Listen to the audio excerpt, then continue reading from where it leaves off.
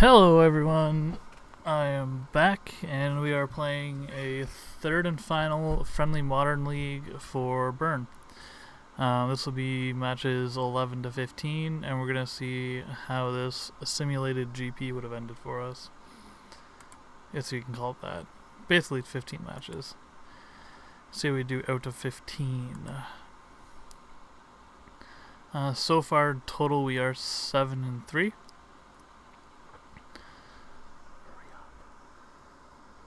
And let's find a game.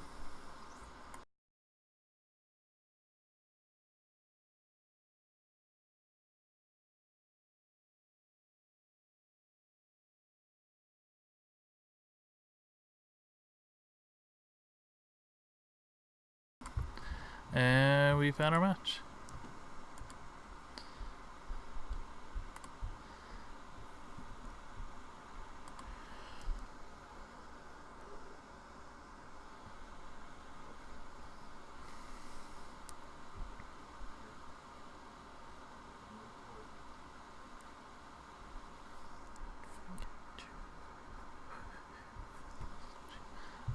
We're gonna go on the play because Burn always wants to be on the play. Always, always, always. Shoots to kill. Nice. And this hand is pretty good. We're gonna keep that one. Turn 1 guide. We have a couple of bolts on turn 2 or a lightning helix, depending on what we need.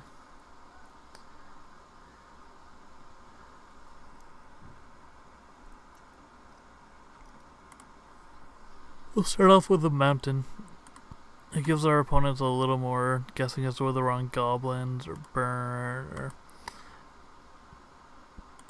or anything else. Lots of deck play Goblin Guide, not mountain. Not many play Wooded Foothills. Fewer play Wooded Foothills into Goblin Guide.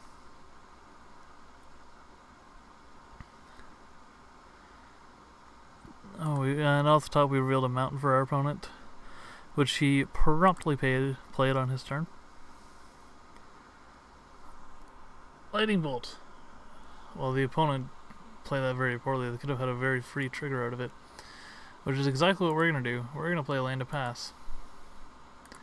If our opponent had let us attack with our Goblin Guide first, then his Bolt would have killed it and he would have gotten a trigger and possibly gotten another land in hand. Or at least no one was on top of his deck. But our opponent did not play it that way. 9, 10, 11, 12. We had like 15 points of burn in our hand.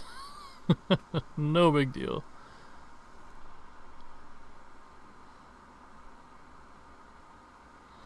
Sulphur Falls. Grim Lavamancer. Interesting. Okay. I'm fine with him having Grim Lavamancer for now. I'm not sure what's gonna play Grim Lavamancer and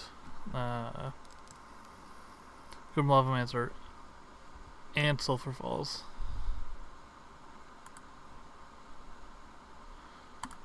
Crack on the end step. Let's fetch.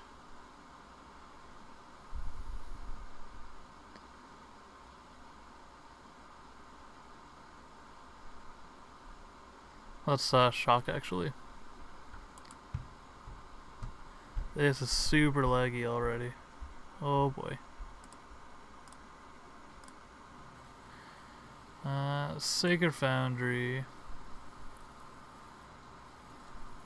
Shock ourselves. Add white and red lightning helix, target our opponent. And there's a lava spike. Let's hold the lava spike back for now. Just wait for our opponent. If they tap out, we're probably going to lightning helix them. I just don't want to do it while they're floating blue. Opt is okay. We're gonna do it after they opt so they don't know. Give them the least information possible. And because we don't have a stop on our end step, right? I keep forgetting that we don't have a stop on our end step. We'll get it in on the end of their end step. That is not a big deal.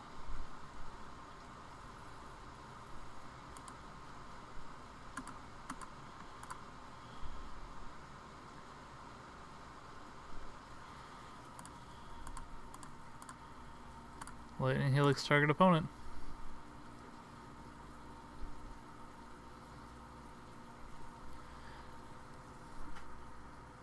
Searing Blaze will be great when we draw land.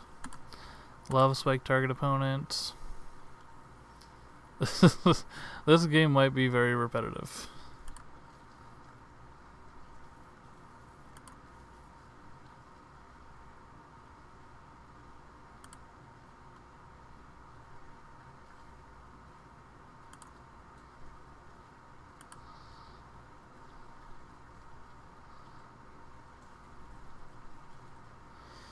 Opponent's gonna opt, and now we're going to bolt them.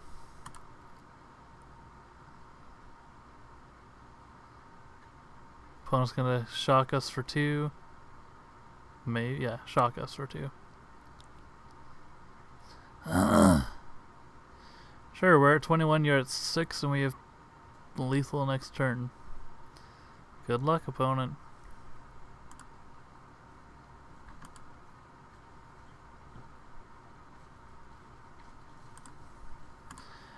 Serum Visions is good.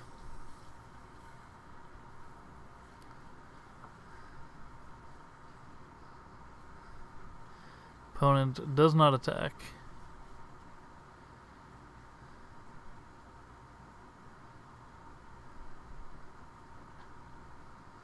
And on our upkeep, Vendilion click us? Deceiver Exarch. Okay. I guess we're gonna see what he targets.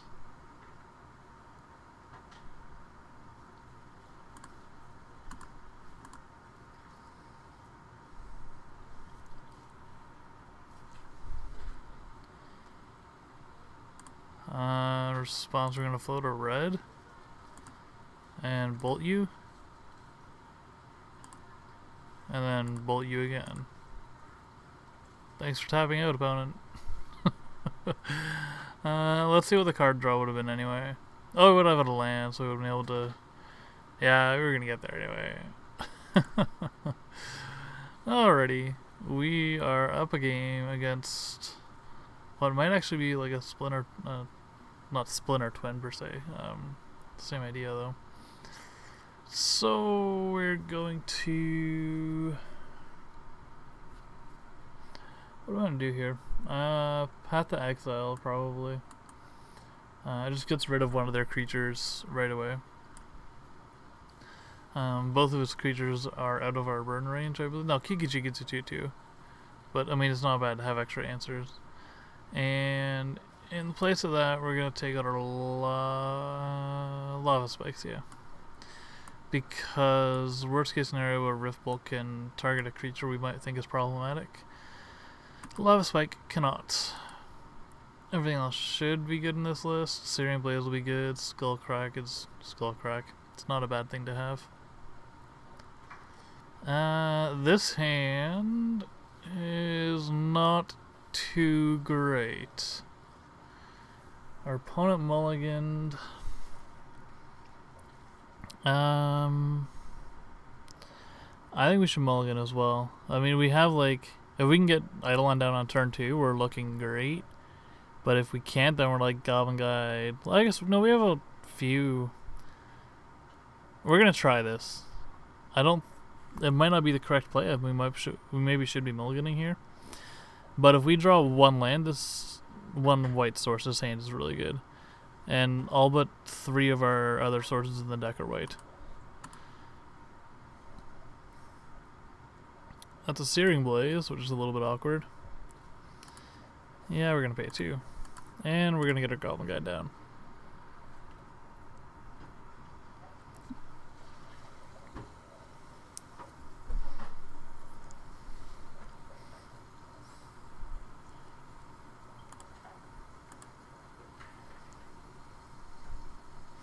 Sulphur Falls.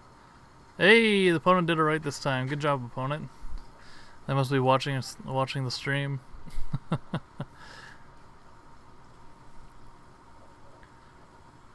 Hey, look, Sulphur Falls. And we're gonna draw. Oh, we don't need that upkeep pause anymore. a Lightning Helix, which is a little bit awkward. Suspend a Rift Bolt and pass.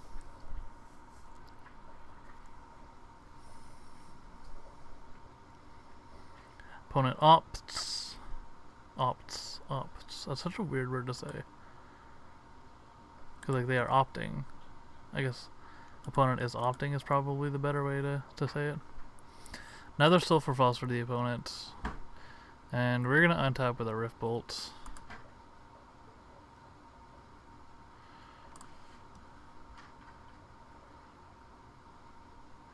And click our opponent's face.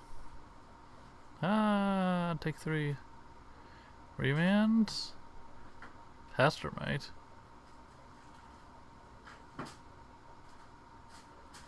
Okay. So Pastermite's gonna try and tap our land. And because it's a combo cube piece, we're gonna burn it.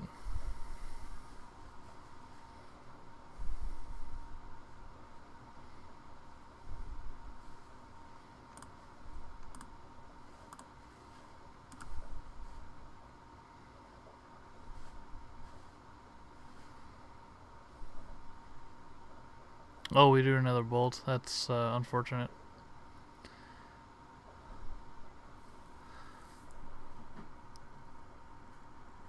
What do we got here? Draw step, please. Bloodstained Mire. Perfect. And we're not even gonna fetch it right now. No, we're not gonna fetch it right now. We're gonna wait for him to play a creature, and then Searing Blaze it. And then worst case scenario, we have to fetch for a Path to Exile and we bolt the opponent's face instead.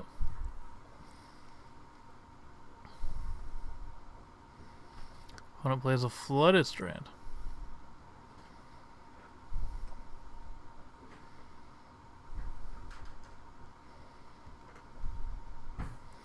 Opponent goes to combat, opponent goes to main, opponent goes to end. We are going to fetch... I don't think we're going to shock. We may as well have the mana available, actually.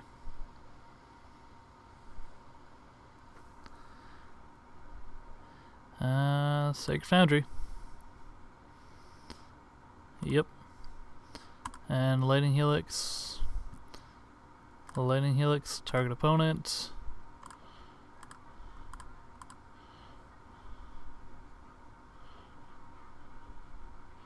And opponent should try to counter this. Nope.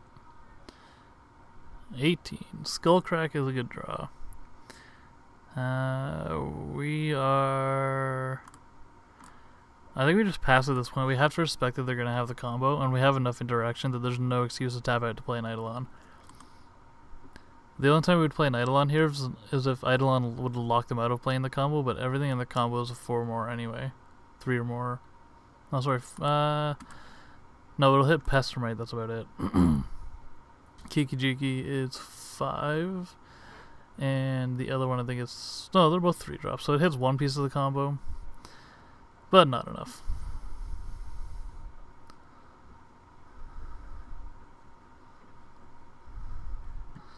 Sure, Flooded Strand is fine.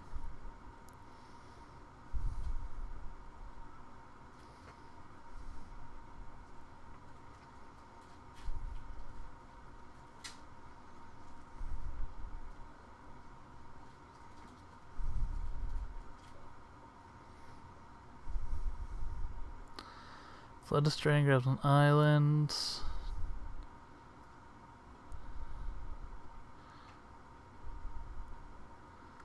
Opponent's going to snap opt maybe. 1, 2, 3, 4, 5. We're gonna turn that on just to make sure that they're not. I guess when he casts opt, we're probably very free to cast Searing Blaze, and they can't combo off on that much mana, on that little mana. 2, 3, 4, 5, 6. Sure, do your opt.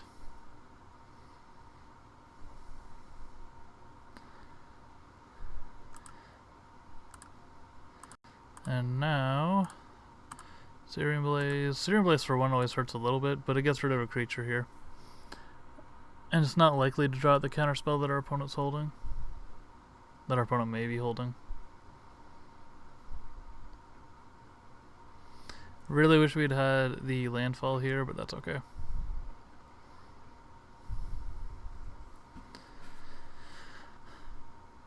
Six mana, opponent passes, Swift Spear.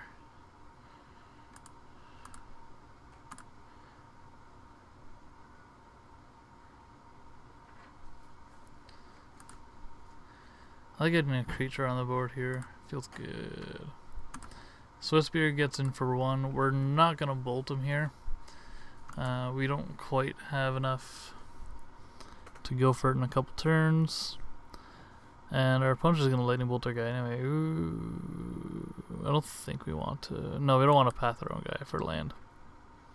We brought in Path specifically to deal with their combos.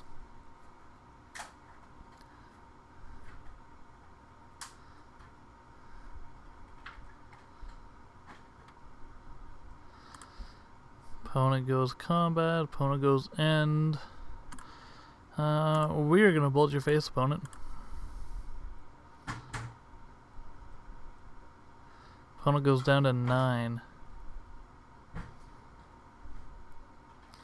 Opponent's going to pester Deceiver Exarch on our upkeep. Sure.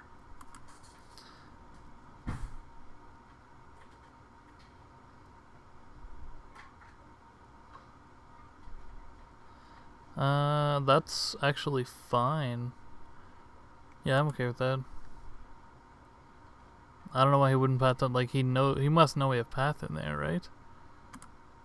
And then we get that anyway. Let's Lava Spike the opponent, and then we can fetch if we must.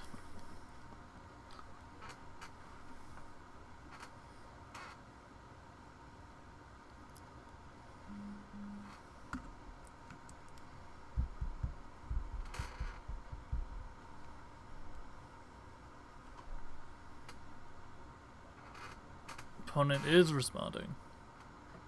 Mana Leak. We can't pay for Mana Leak.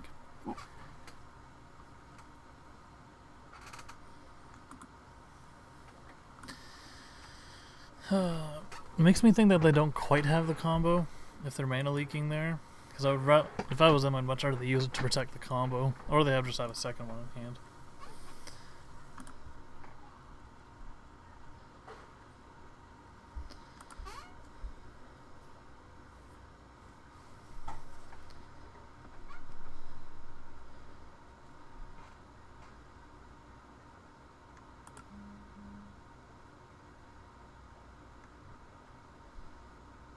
End step, we will fetch just a Sacred Foundry tapped.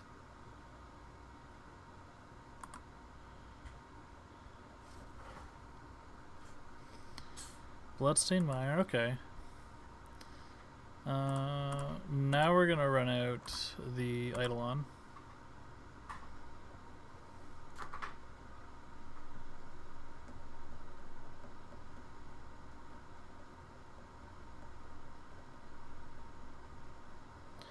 Cryptic, counter draw card, that's fine.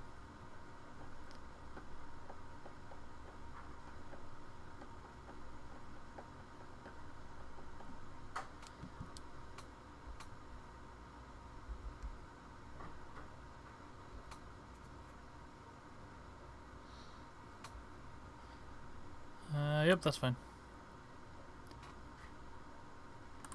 Now this one we're going to leave unfetched unless we absolutely have to.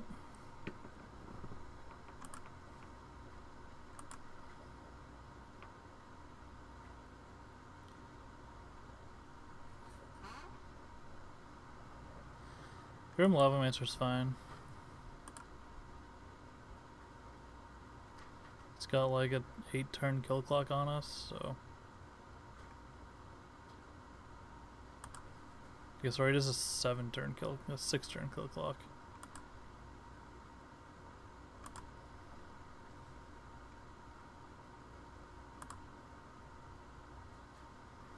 End step. Go to our turn.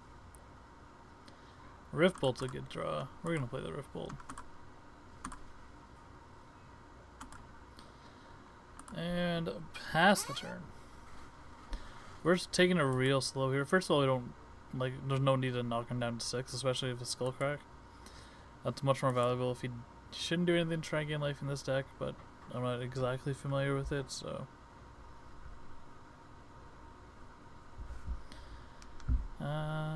Yep, that's good.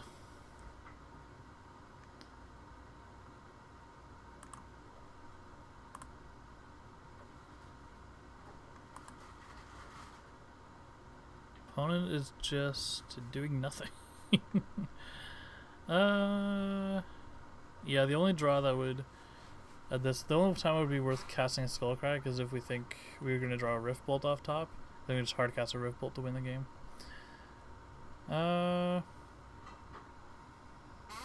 Anything else we can cast on our turn?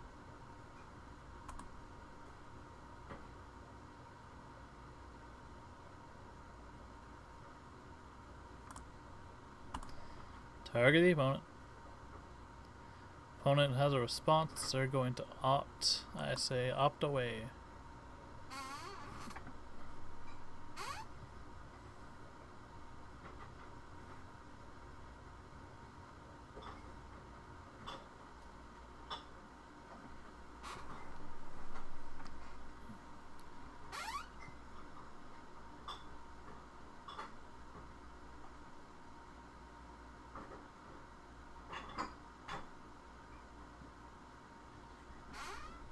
Opponent has drawn. We will pass priority and hopefully the spell resolves. Opponent gets knocked down to 6. We draw Boris Charm, which is essentially good game.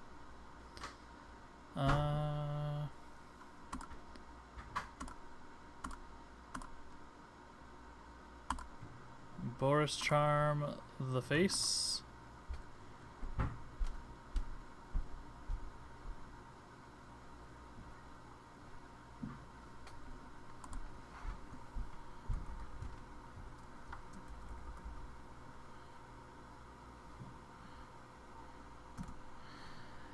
Opponent snaps, so we're gonna go snap into yeah, I think our opponent's gonna go snap into Cryptic makes sense.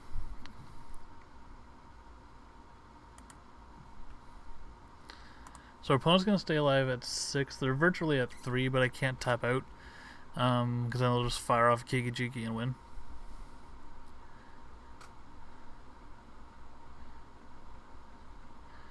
I'm gonna go for the Skullcrack at the end of our opponent's turn, though.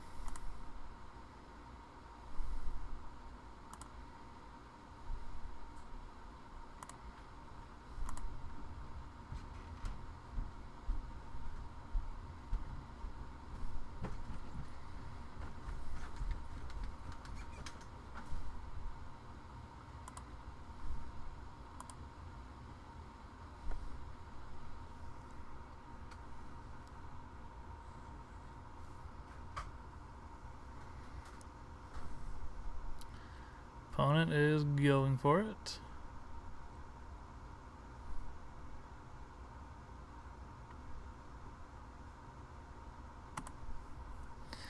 So we're gonna make them walk through the combo. That's fine. Their other Pessimite will come in.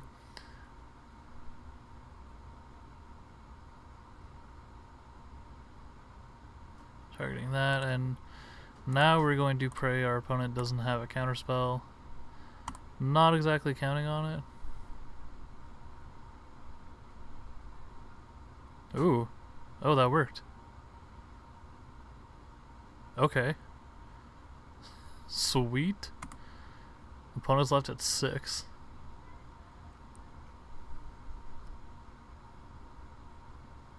I didn't expect that to work. I thought he would have had more protection. Grim Lavamancer is fine.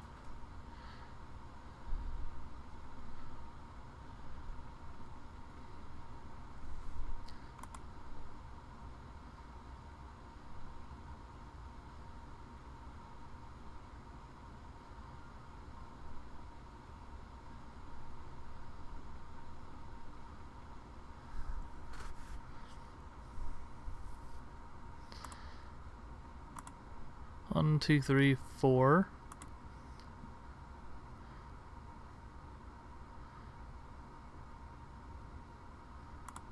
And yeah, that's really good. That could have gone way worse. Another Boros Charm for the opponent. They have no cards in hand. GG.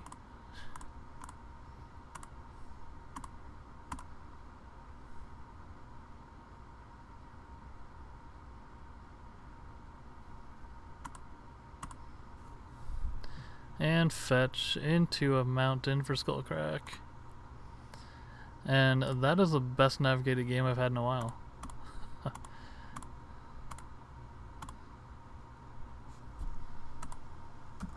GG. We went into beating the Kiki-Jiki combo. Kiki-Jiki combo. I like that. Kiki-Jiki combo. That was good. It was very important in that game that the patience was very important. Because if we just tried to fire things off at any random point, the kid would have just gone, oh, Kiki-Jiki, we win. And I'm like, yeah, well, I made a mistake. But instead, patience prevailed.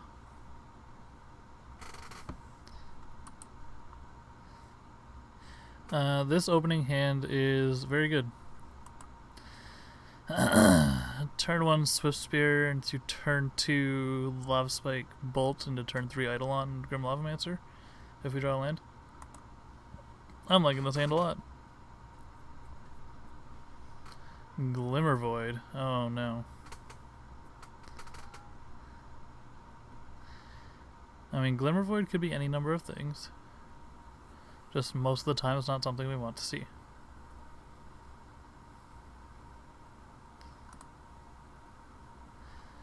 Because that means we're probably in an affinity matchup and we want to get that Eidolon down turn 2 stat. We also want that Grim Lavamancer.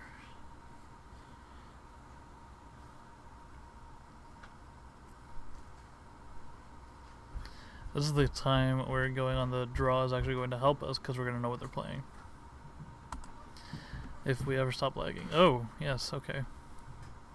Well, opponent.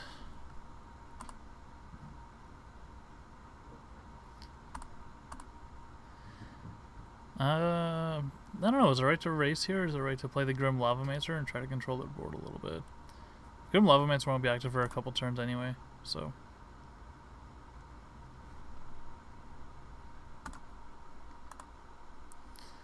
And the next turn we should be able to Eidolon, and hopefully they haven't emptied their hand at that point. It's Affinity. They're gonna have 0 cards in their hand on turn 2, maybe 1. Oh.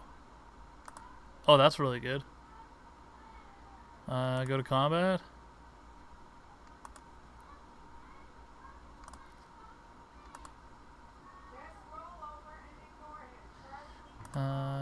Yep, that's a good thing.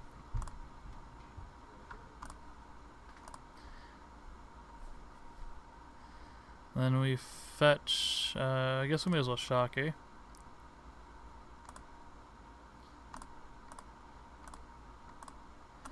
For the Eidolon.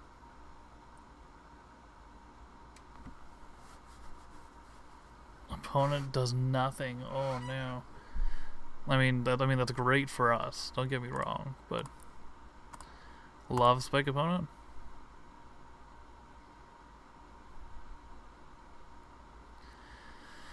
Now we're lagging. Lag.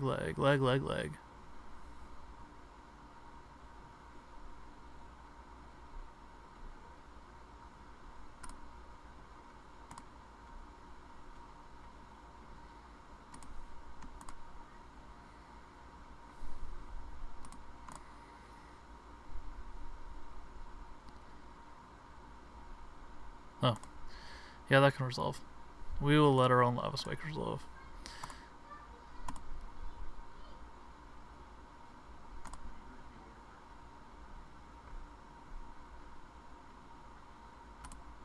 And attack for 5, our opponent's down to 7. Opponent untaps.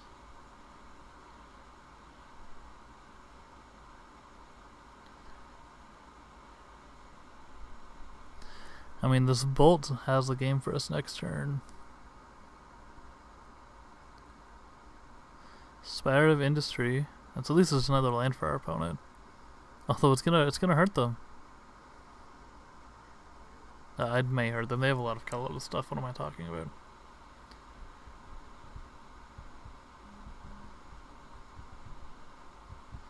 I wonder how close his hand was. Arcbound Ravager. Sure.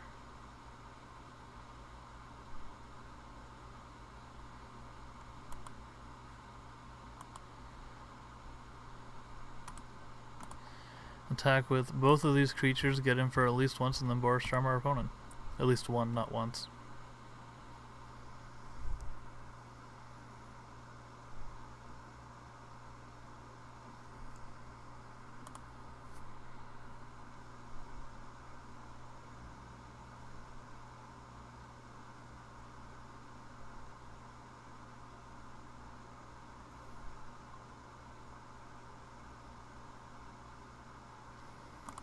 That's okay.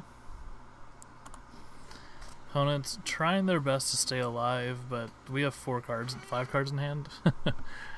We could also just bolt it out of spite, but I'm not gonna do that. I'm gonna take this and run with it. I will not play with my food, as tempting as it is.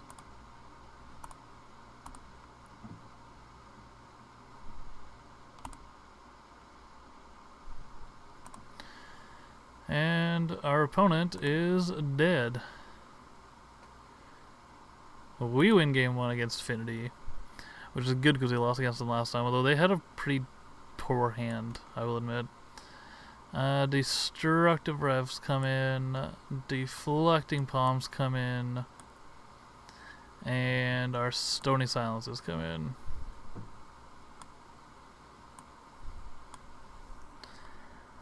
We take out 4 Rift Bolts, 3 Rift Bolts,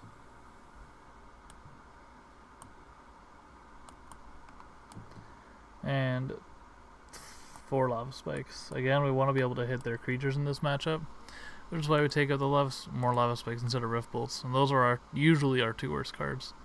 It does depend on the matchup, but for the most part, those end up being our 2 worst cards, unless we're facing Death Shadow. Is really weird. Death Shadow Searing Blades does nothing against them, because the only card that's ever going to hit is Death Shadow, but once you deal 3 damage to them, it goes up by 3 more anyway, so that's an awkward spot for that card. And on the contrary, Deflecting Palm Shines. Oh, we got the turn 2 Stony Silence. We are keeping the heck out of this hand.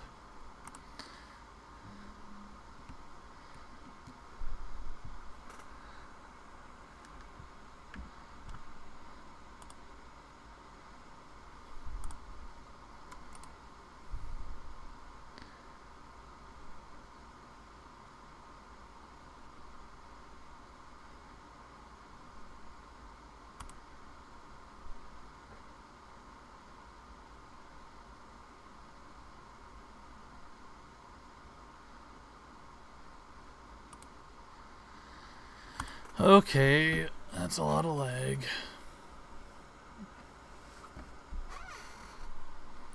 Signal Pest is fine.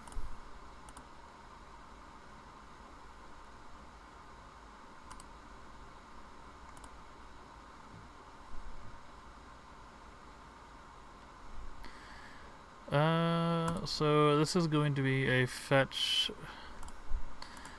shock.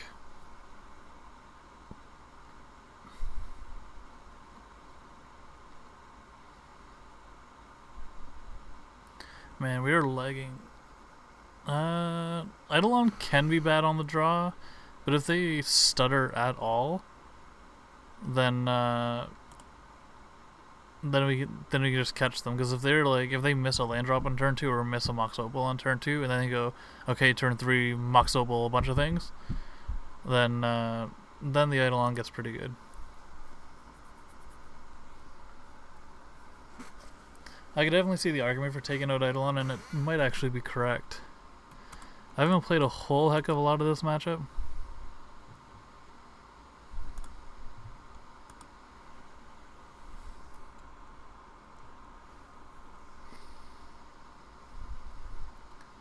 Void for the opponent.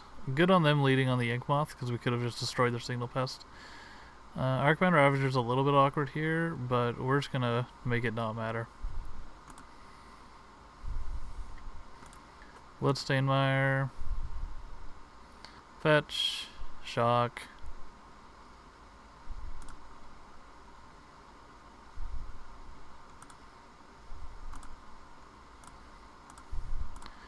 Turn 2 Stony Silence. And it even boosts the Swift Spear.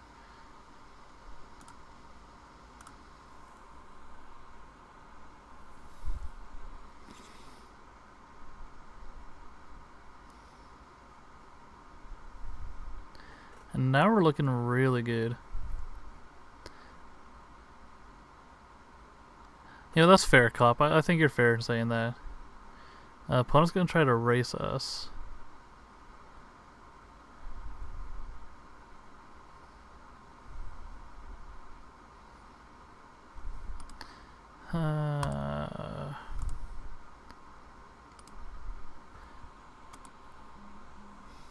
Opponent gets in for 2.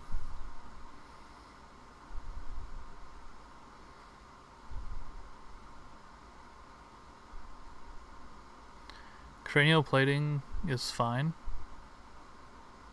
The big question is, can you answer Stony Silence? If they can answer Stony Silence, if they can't answer Stony Silence, they can play anything they want.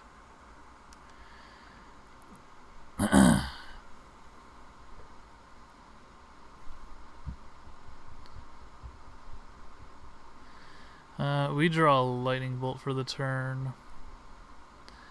I kind of want to get rid of that Arcbound Ravager, just because it's the only thing that's going to get...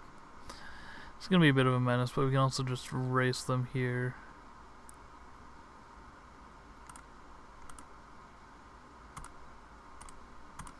I think we can wait a turn or two for the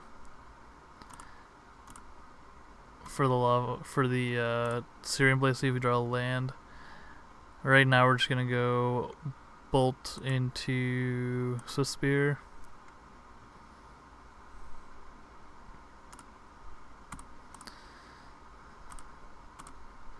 Bolt our opponent, paying a red.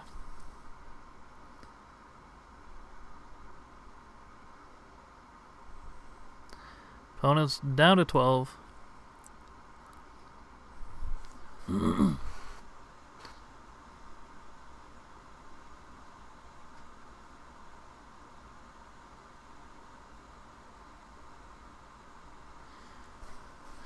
I have to think they can't be the Stony Silence.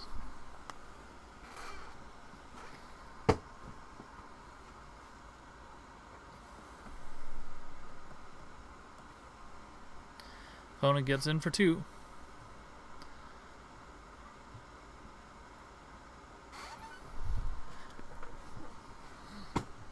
So what we're going to do after this is use our Grim Lavamaster to control the board. So we can just shock the Arcbound Ravager.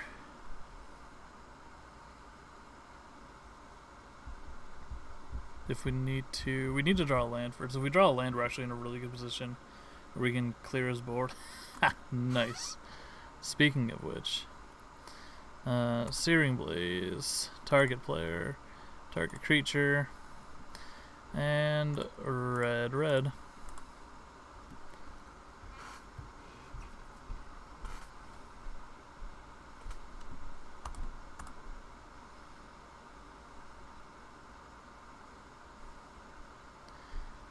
And Searing Blaze will knock him down to 9, Swift Spear knocks him down to 7, Grim Lavamaster puts him to 5. Oh yeah, we are 100% winning this game. They would need a monumental draw to come back, and I'm not sure. There's nothing they can do to come back from this. It's the Stony Silence that kills them.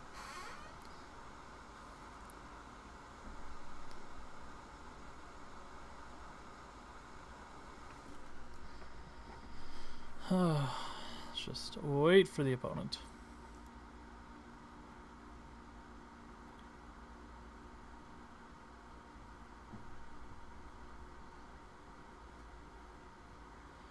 Galvanic Blast, target the Swift Spear.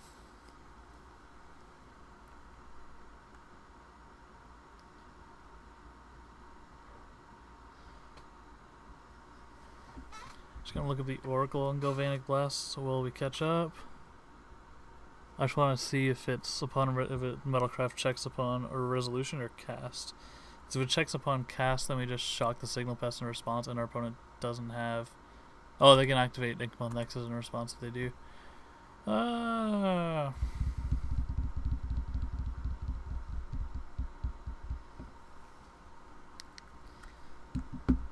that's a tough one.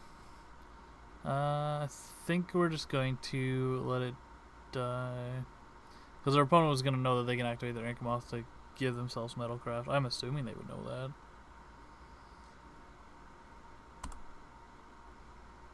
Yeah, we'll just let it die.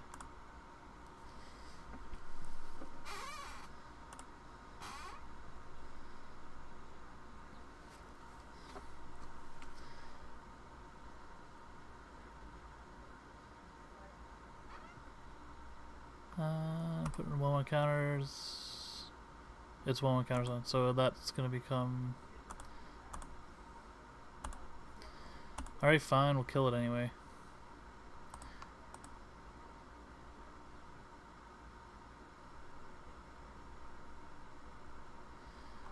Go to our opponent's turn. They play a Spire of Industry.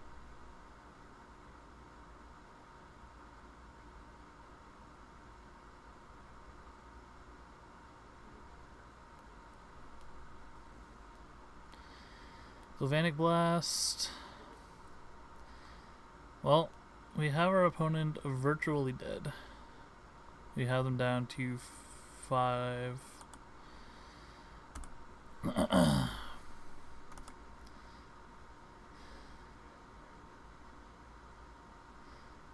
And looks like we're going to be going 2-0. Darksteel Citadel is funny because it can't actually even tap for mana.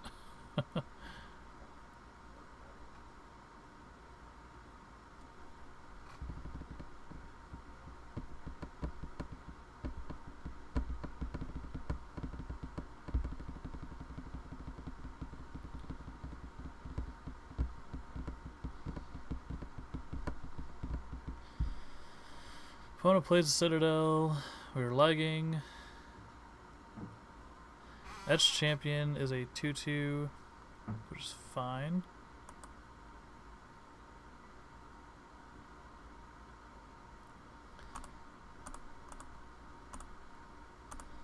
Boris Charm, 4 damage to target player.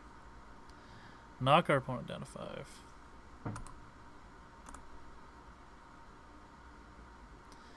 And Stomping Ground gives us the win.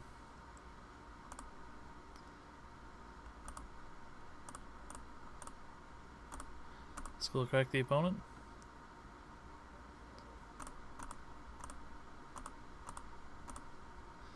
And Skull Crack the opponent. Good game. 2-0. And we haven't even lost, we haven't even dropped a game yet. Oh, this is going good. Oh, this is going so well.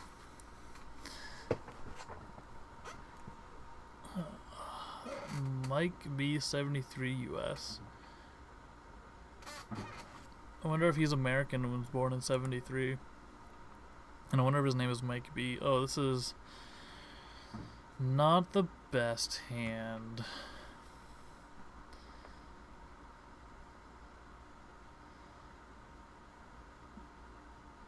We're gonna keep it because we got the 2 fetches to thin our deck a bit.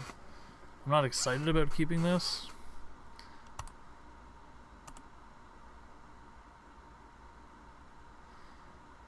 We don't draw anything. We go Mountain. Bloodstained Mire. Fetch. Fetch into a Sacred Foundry. We're gonna shock. It's a blind matchup, but that's okay. And Galma Guide. And GG attacks for 2. Reveals.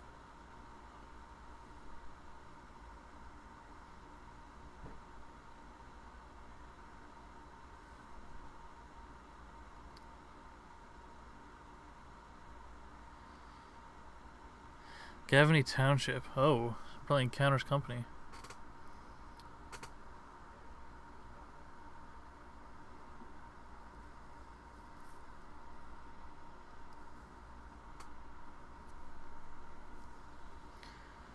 I always have bad luck with this matchup, and I don't know, maybe we are just not favored in it. Opponent plays a bird, or a bird equivalent.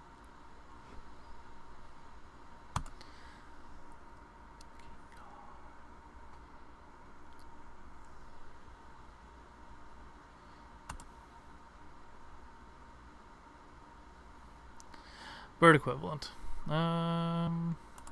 Lava Spike's a good draw there.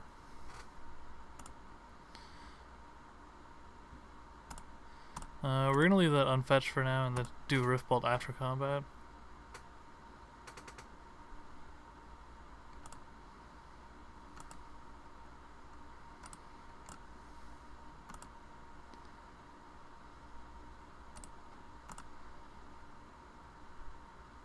Opponent gets a Windswept Teeth.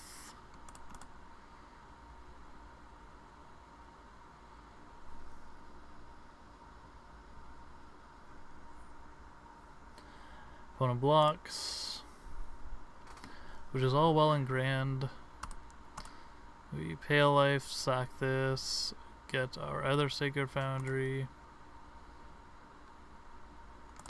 We're gonna shock, and we're gonna suspend the Lightning Bolt. Rift Bolt, rather. And this just gives us a little more explosiveness with Swift Spear next turn.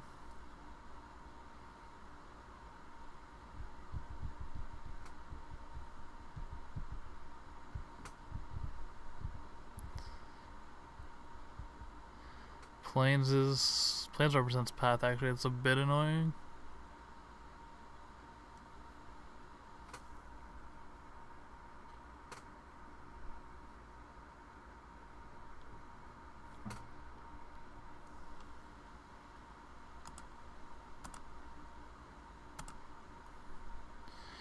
All of the lag. I apologize for the lag.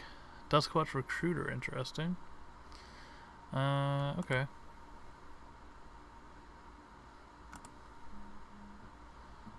Wonder if we want to hit Recruiter with the Rift Bolts. Probably. We end up getting in more damage that way, I think. That'll actually be the same, because we'll get in with our 3 from Swift Spear.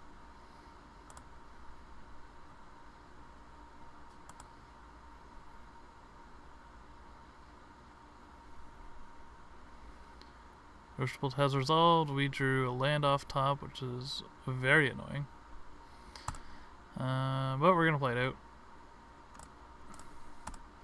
Lava Spike the opponent.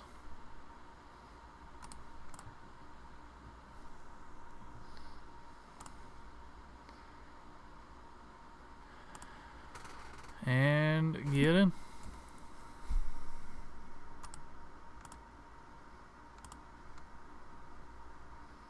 Another Heath for the opponent.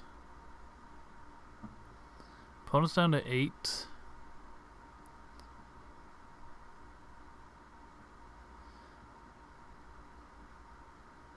Opponent fetches. I'm assuming we're gonna see a what do you call it?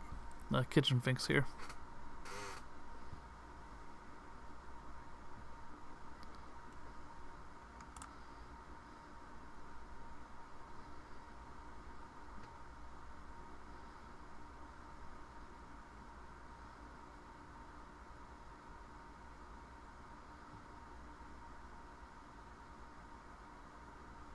Skews is also not very good for us.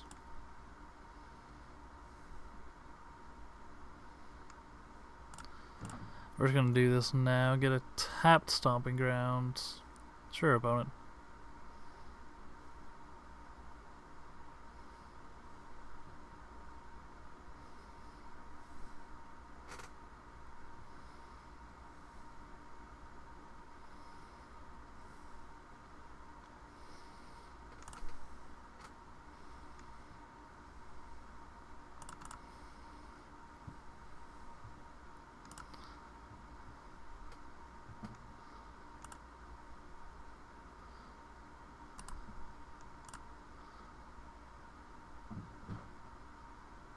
Draw the bolt. We want to bolt the Skews here to keep it from growing any bigger.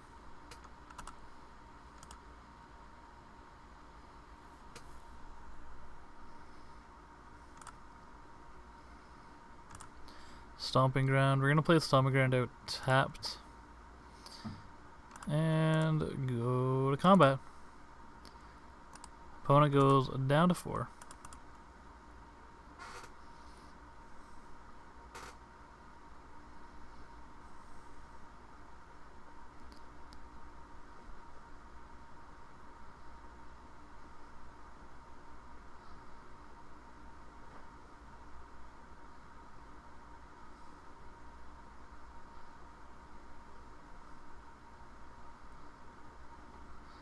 Tidehollow Sculler is fine. Yep.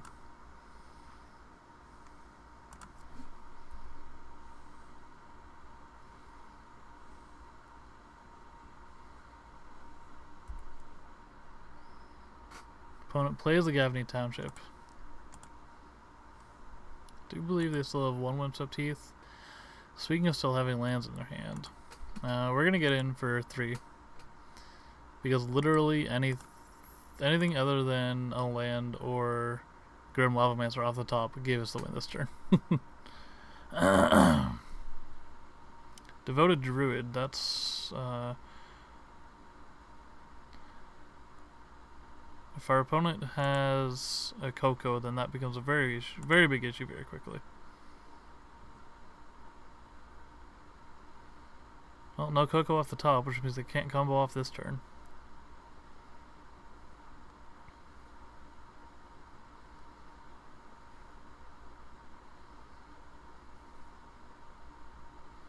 Opponent concedes. Excuse me, and I draw a Breath of Relief. Whew, I thought we were dead there.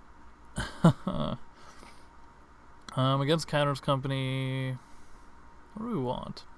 Normally I would bring in Harsh Mentor, but this is not my paper metagame, this is an online metagame.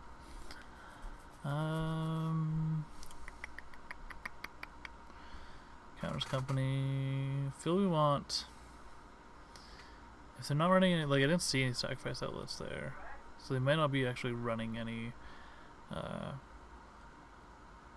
They had a lot of basics there too. They're gonna fetch basics against us anyway.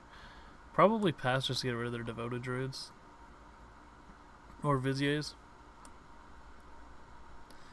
And if we see any graveyard shenanigans, we will adjust accordingly. Lava Spike is gonna come out, and Skullcrack is gonna be a very important card in this matchup. As will Grim Lavamancer. Eidolon's relatively important. Searing Blaze is good.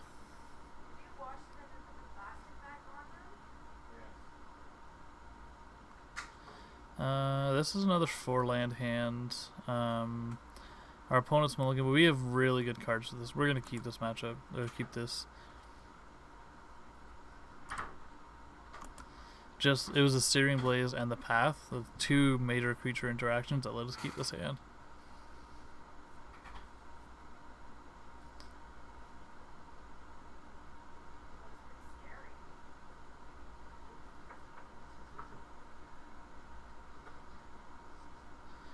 Temple Garden, they gonna shock?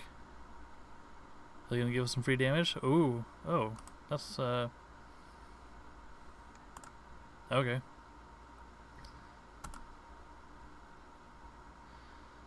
I kind of want to path that because it's an annoyance, but I know that is very much incorrect.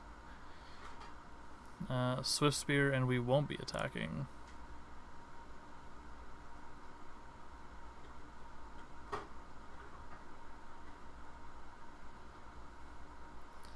Devoted Druid is what we're going to use the Path to Exile on. Prevent all damage or red source of your choice to deal this turn. Huh.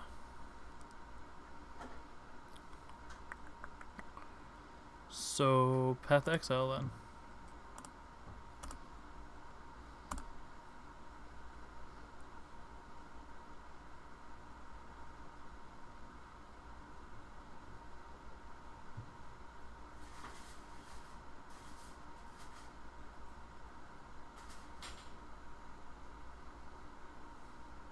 I guess you could argue I should have waited for Vizier to come down before just pathing it on site.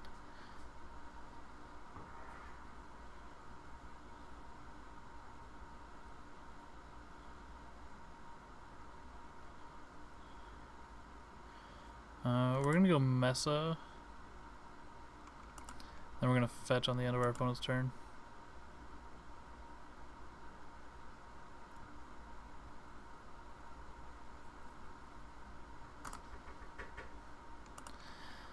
Attack, it's going to be blocked, but that's okay. Ooh, surprise, he blocked it.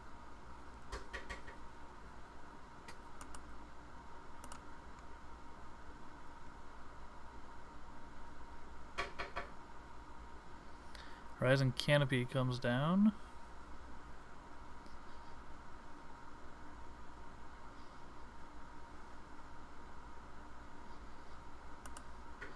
Noble Hierarch.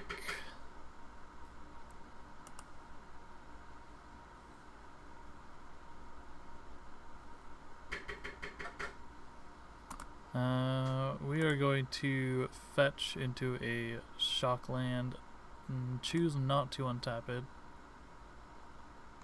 No.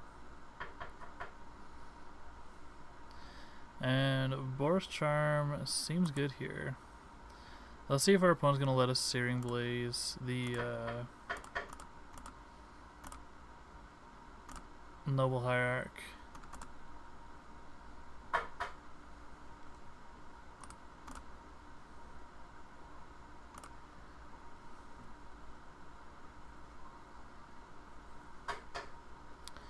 That's good, good, good. That's pretty much exactly what I expected to happen. Kind of hoping he was going to waste it on that, but that's something they just keep around for when they have lethal. And if we get another path, we might just path it.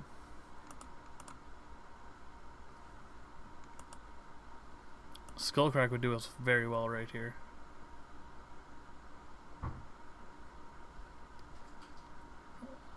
Sacking the Horizon Canopy.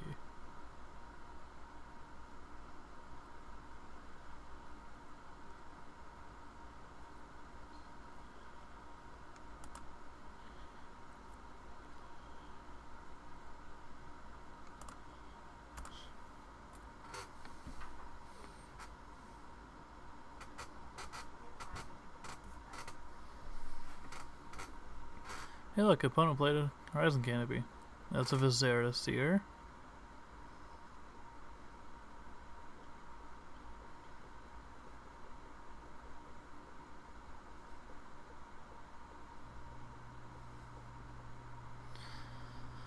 Viscera Seer comes down. Does anything else come down after it? Find out next time on Legomatic. Noble Hierarch. We have 3 Boros Charms in hand.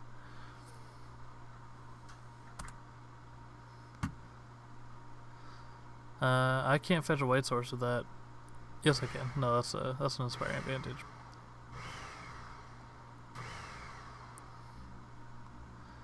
I thought that was a Sacred Foundry for a second. I was like, oh, that's a punt.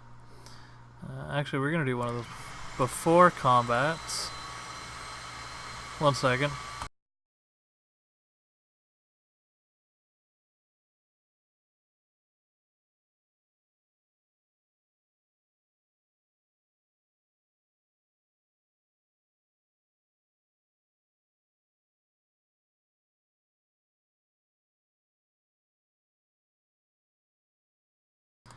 Sorry about that. There was something going on. It was a blender of sorts. And we're gonna try to get in. They're gonna block. It'll be fun.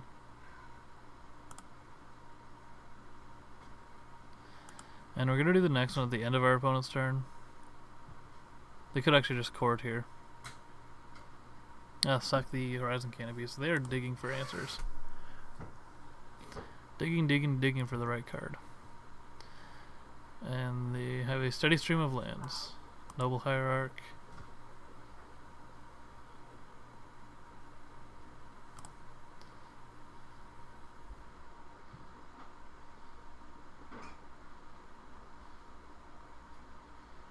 Opponent gets in for 3.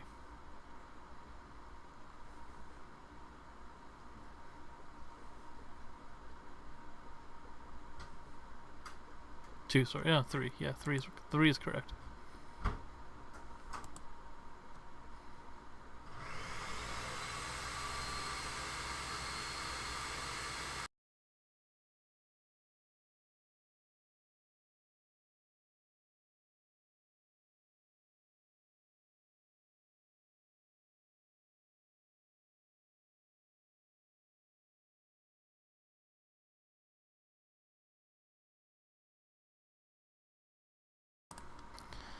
Again, a blender. We're gonna pay 2 in shock.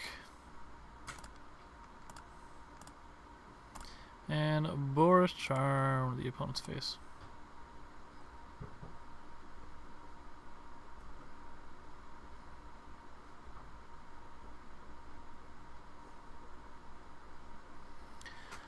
Goblin Guy is actually a pretty decent draw here.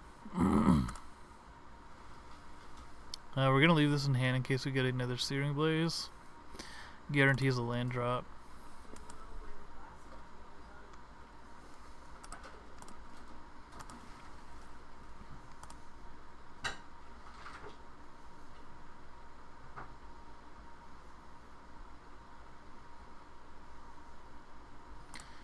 What do we see on top of our opponent's library?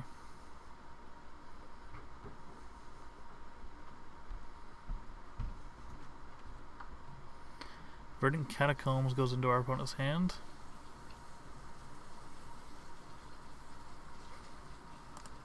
And let's see how our opponent lines up blocks. Ah, it's gonna be a Fatal Push.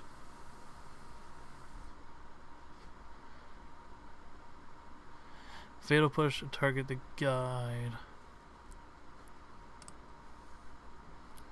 I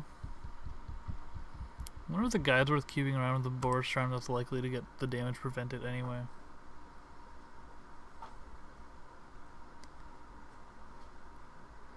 Probably not. No, that's fine.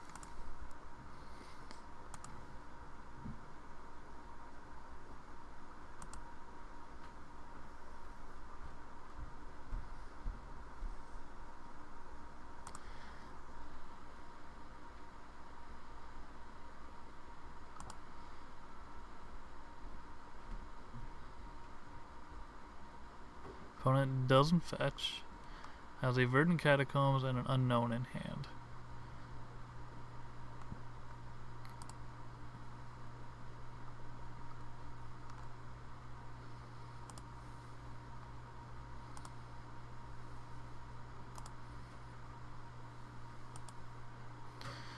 No blocks. We are down to 10. Opponent plays a forest, so they only have the Verdant Catacombs in hand. That is très important. Boris Charm opponent's face. It's not going to work. I imagine he counters this one. Nope.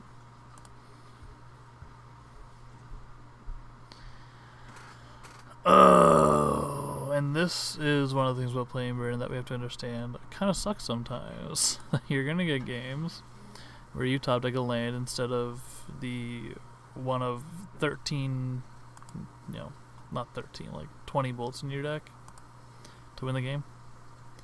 And again, it doesn't win us the game here, but it wins us the game in 2 turns, unless it's a Skullcrack.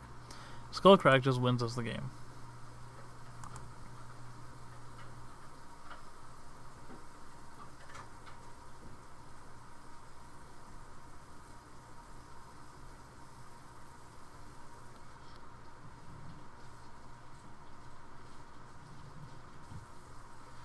Our opponent only has a Verdant Catacombs in hand, so I guess our opponent's dealing with the same problem. Opponent is going to start scrying, sure. We're gonna fetch to get a land out of our deck. Put a card on the bottom.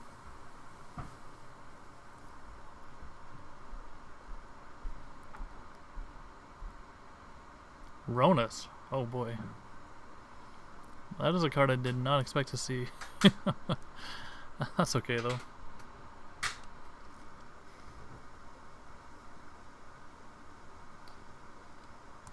Ronus is fine.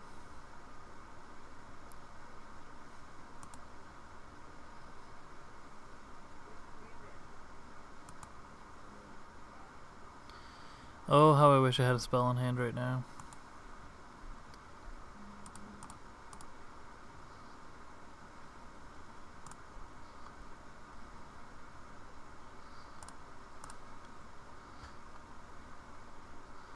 Fetch down to 7. Opponent still only has a Verdant Catacombs in hand. Not paying 2 life.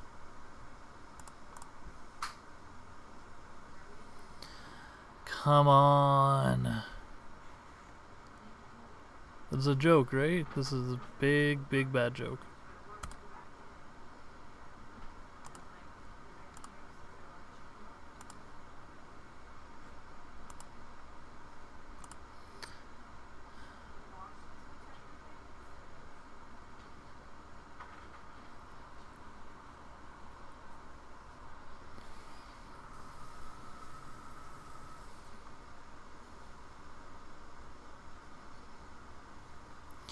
Verdant Catacombs and an unknown.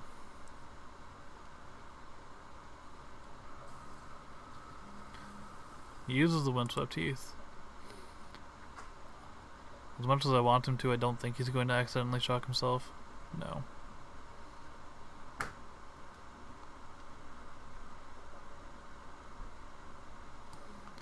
Activates Ronus ability.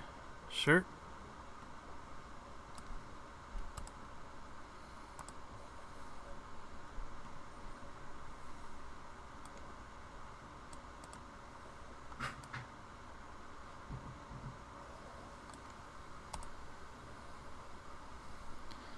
Activates Ronus' ability.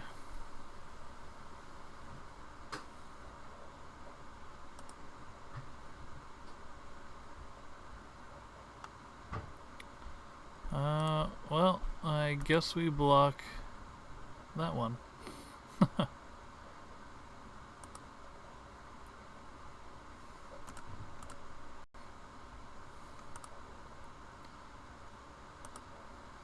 We go down to 2. Fetch one last time within that library. Down to 1.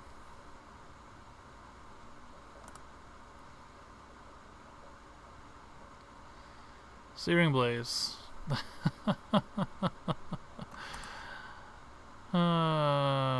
Yep. Target opponent, target creature.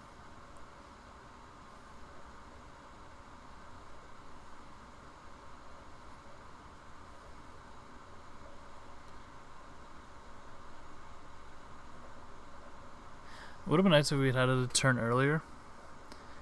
Yeah, opponent's gonna do that and then kill us next turn. So if we'd done it a turn earlier, we could have forced him to sacrifice it to stay alive, and then he just wasted his Ronus activation for a turn.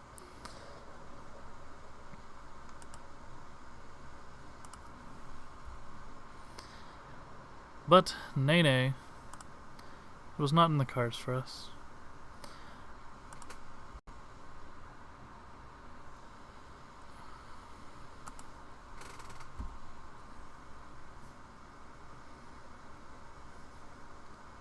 Opponent, yep. And yep.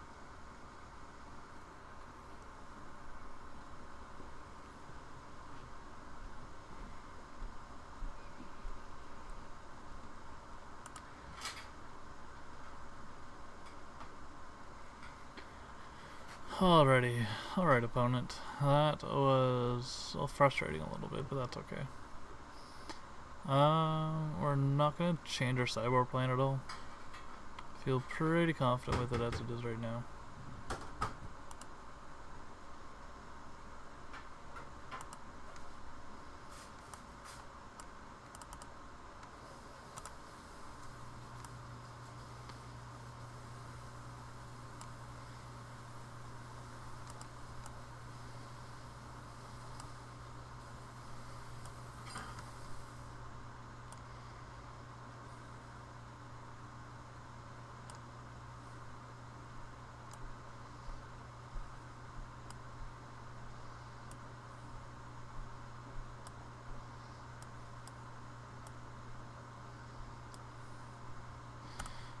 We're gonna go on the play.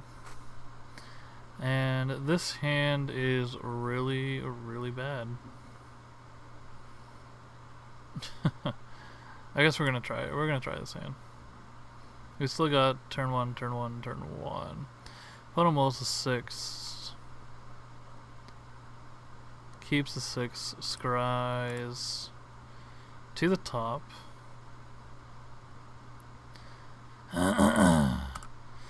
Wooded Foothills. Fetch Shock.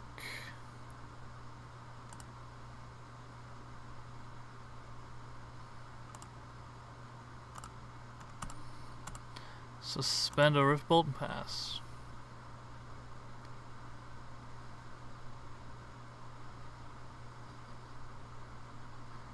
Opponent plays Windswept Heath, and it passes the turn.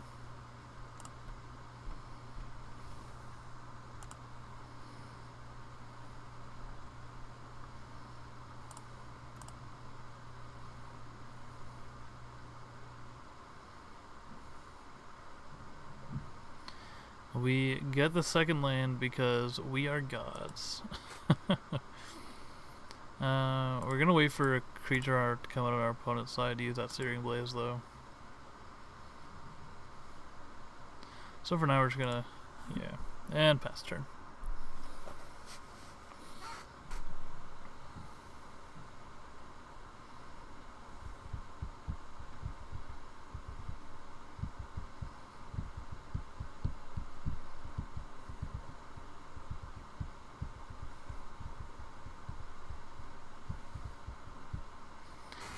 Recruiter. Recruiter's fine. That's gonna eat the Searing Blaze next turn.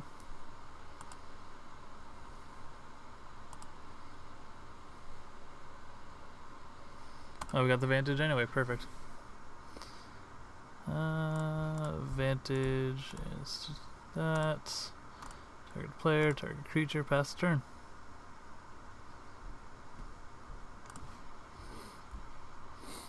Next turn, I guess this turn we can fetch and bolt our opponent.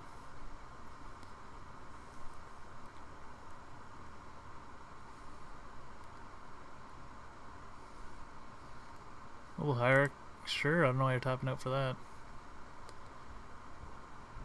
Devoted Druid is why you're tapping out, which is fine.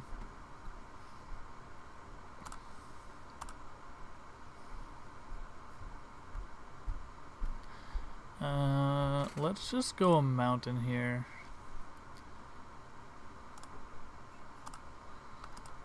Bolt the Devoted Druid. We don't want to see any of that up in here. A 1-drop is perfect.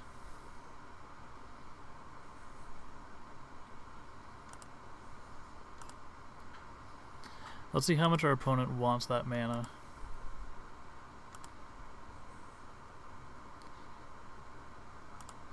Opponent wants that mana.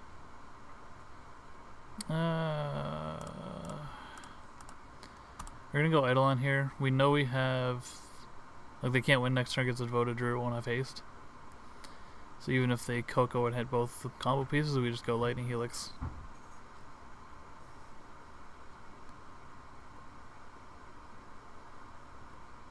Horizon Canopy's fine.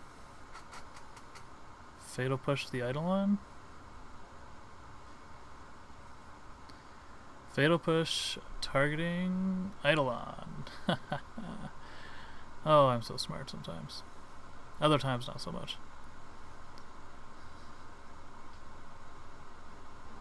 Searing Blaze doesn't do much for us.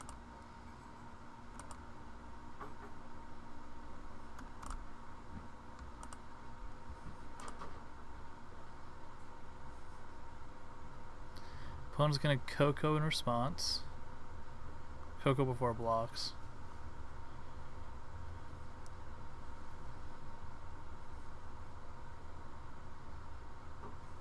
Cord for 1, sure. Whatever they cord, we're probably just going to Searing Blaze. Oh, that's just rude. That sucks.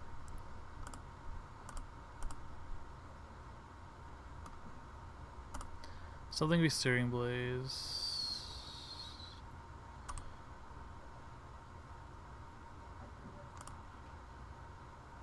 Searing Blaze or Lightning Helix? If we Lightning Helix, no, I think we Searing Blaze here. No, because Lightning Helix leaves.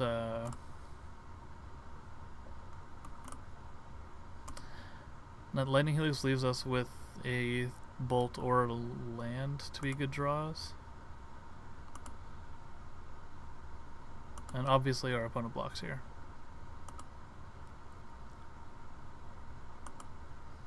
Yeah. We have nothing to do for the rest of this turn. So if we draw a Bolt, then we're good. If we don't draw a Bolt, then we're kind of bad. Coco, sure. Scoos. Oh, he got the Scoos? You're kidding. And another one. Oh, so basically...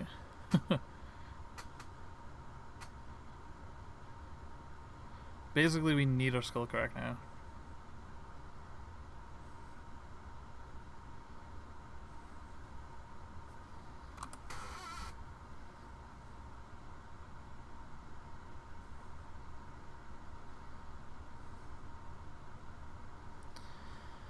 Rift Bolt won't do it, but it gets there a little bit, kind of, not exactly. Oh, no, we're not conceding the game. We're not in a great position, we're still not dead. I think we just hardcast Rift Bolt. Target the Scoos. We can't have our opponent gaining life right here. I can't believe we got an end of 3 and it's going to slip away from us 2 games in a row. Such a tilting deck to play against this burn.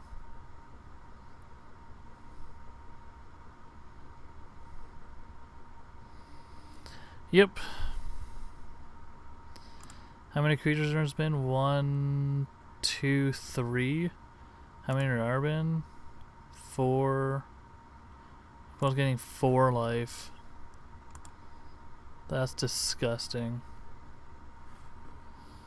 This is depressing.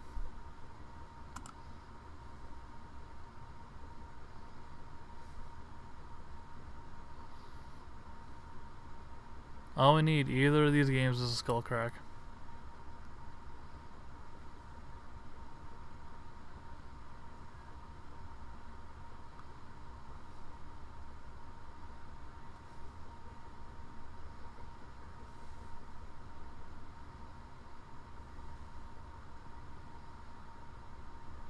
I don't think we can even come back from this now.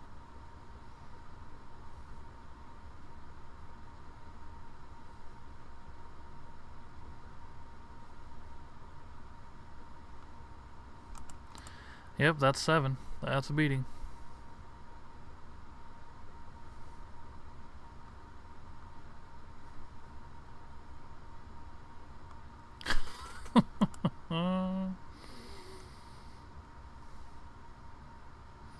See, and the problem with Searing Blades is now it just gives them, it's only worth 2 damage.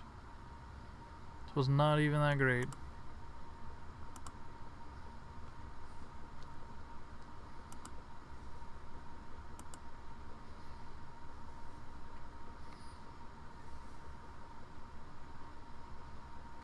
Sure, Horizon Canopy. Draw your card, opponent. Draw all of the cards you like.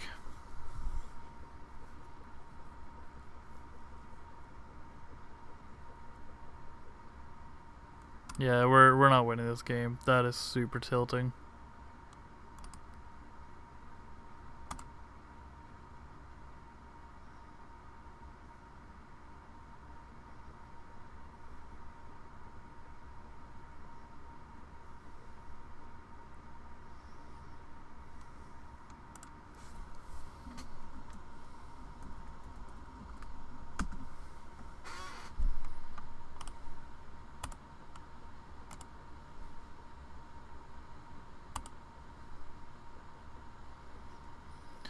On to the 4th match? 3rd match. We're going to the 4th match, yeah. Oh, I don't like losing to that deck. That deck is just a bunch of do-nothing creatures that work together. It's so annoying.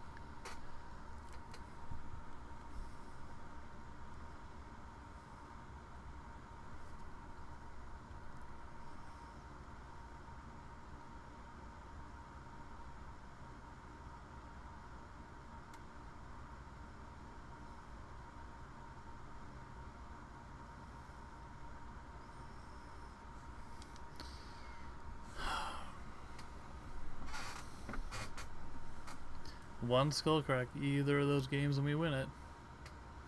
Can't find skull crack.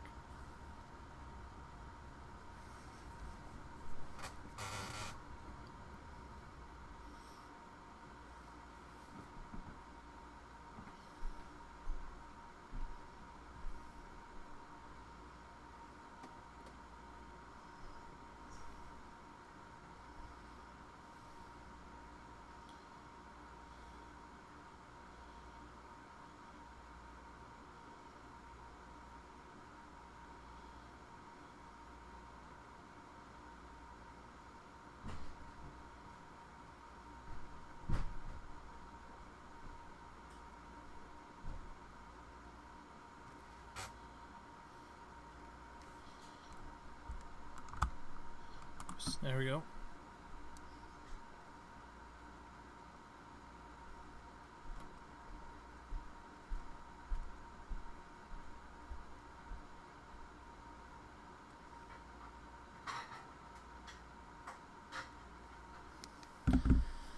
Our hand is good. That's a good hand. Yeah.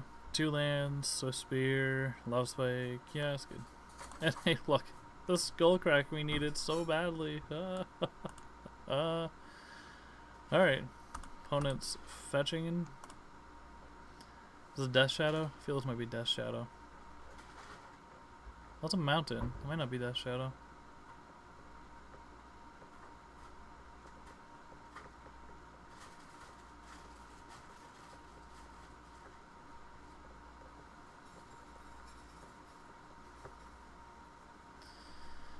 And we're lagging again. Faithless Looting. Oh, we're playing against Dredge?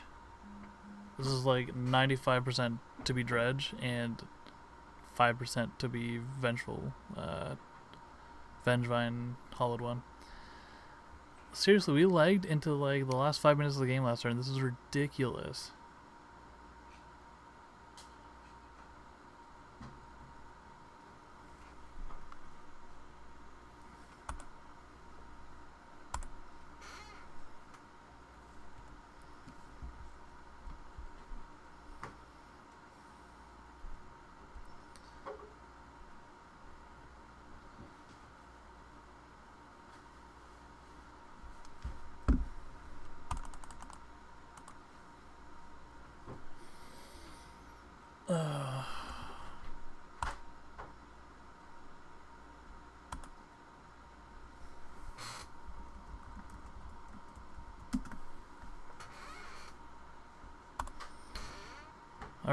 We're playing against a Reanimator deck. That's what we're playing against. So apparently the odds are like 94% Dredge, 5% Vengeful One, and 1% Reanimator.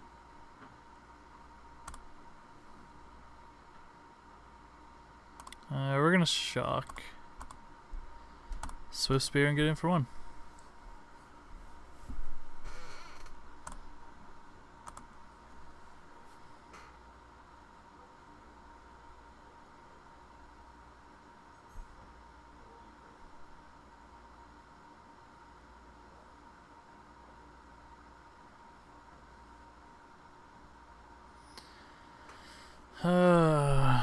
We upkeep draw.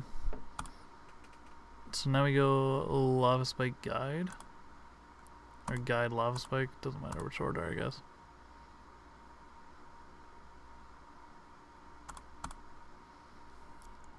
We are not gonna shock this time. Just grabbing a mountain.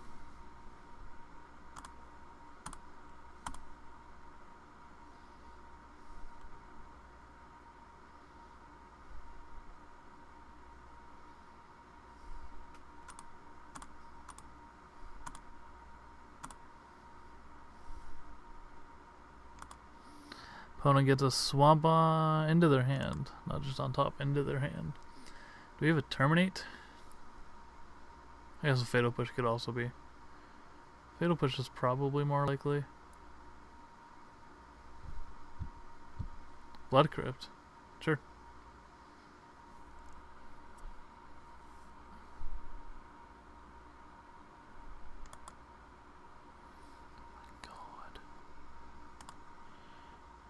Rushing Shoal. What?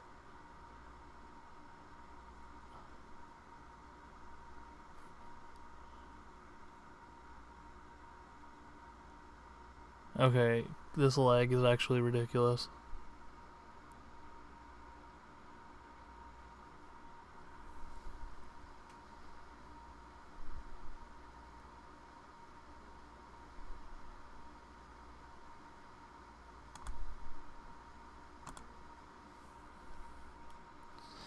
Yeah, I'm thinking we might have to restart Moto.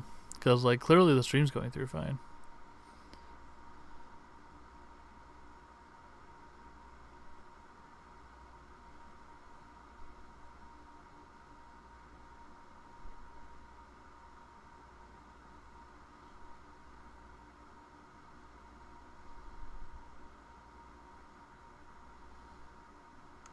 What the hell just happened?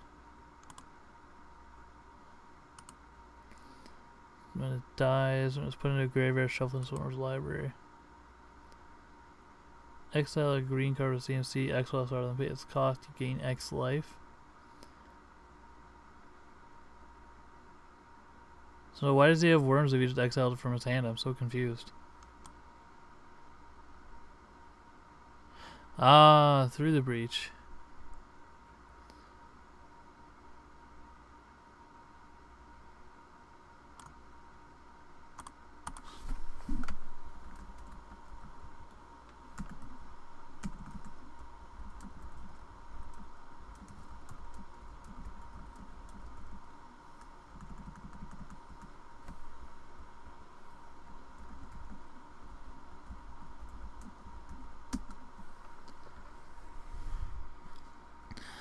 So this game is pretty much done. We can't win this game. We can't get close to winning this game.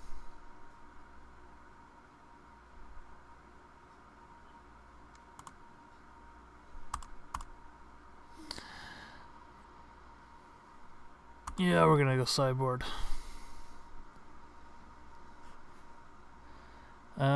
This is a matchup where Rest in Peace is going to be very useful.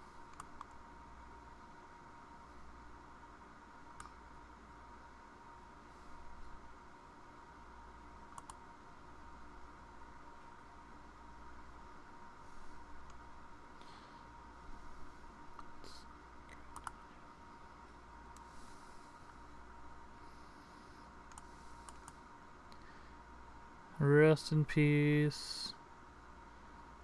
And Deflecting Palms are going to be very good.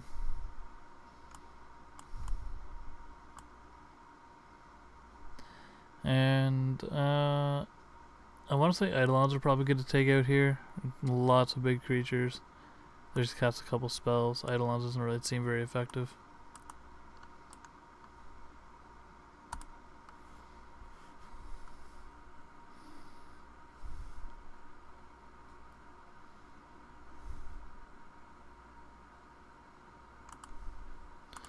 We're going to play first. And this hand is straight up not keepable. This hand is pretty much just as bad, at least we have a white source. We're going to try this one.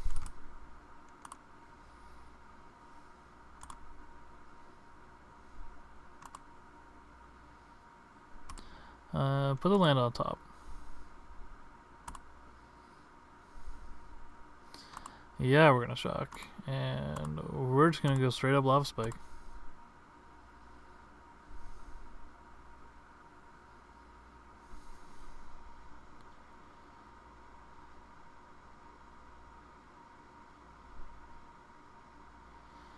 Faithless Looting.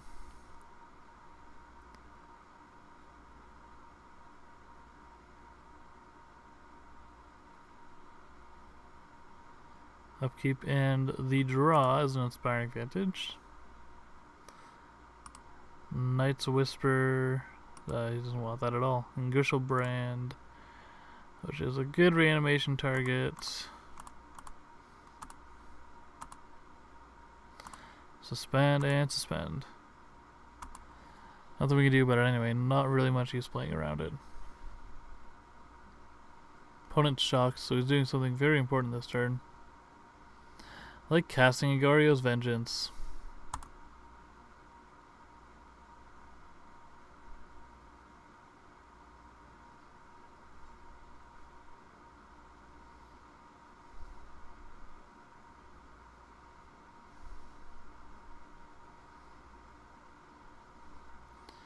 Really hope our opponent can kill us when he just went down to 1.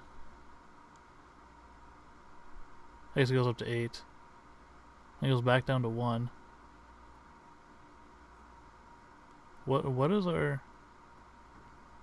I don't think he can just... Oh, he can probably...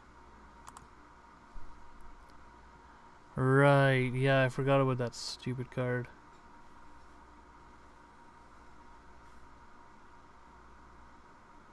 Is he trying to do it again? Because that's pretty greedy.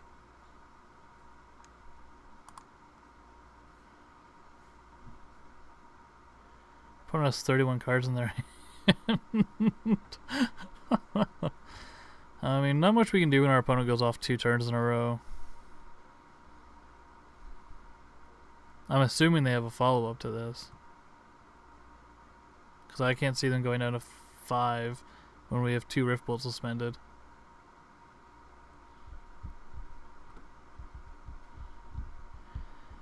Guess we probably would have been better served to keep up Boros Charmer's instant speed and just kill them. But if they don't, but if they do that, if we do that, then they still nourishing because it's an instant. Yeah, so we weren't gonna win that one anyway.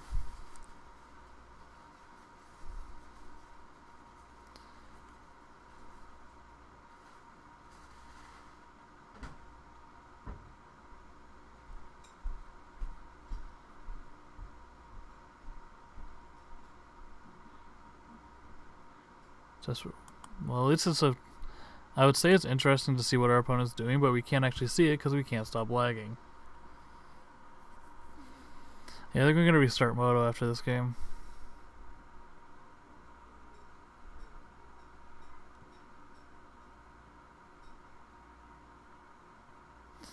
That feeling when you're a streamer and your computer suddenly can't run Magic Online.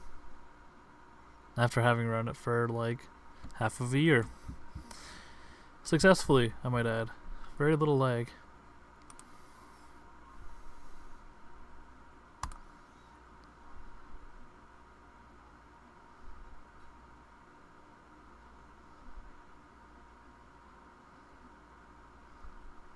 I don't know what my opponent's doing, so I can't even... Yeah, God, it's not even... I think it's my computer more than his MTGO. Discard a land. Deals 3 damage to target creature or player. Yeah, that's what killed us. Okay.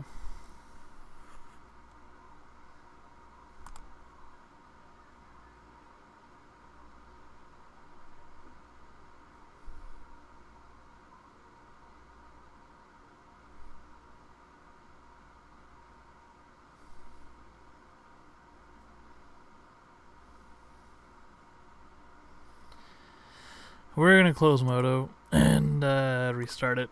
Try to get this lag out of the way.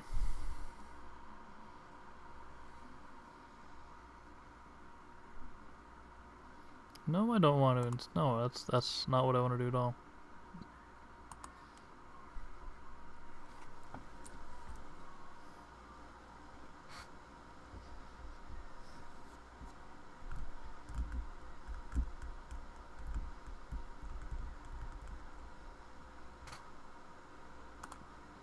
Yeah, see, it's my computer. It's not just Magic Online.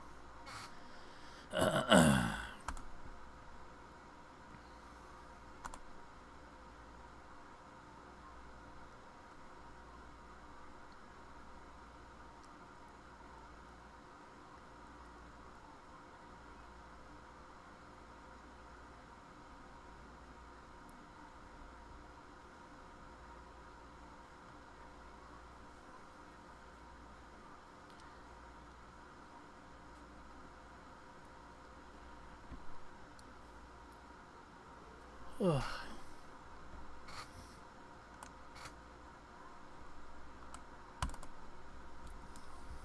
Waiting for my computer.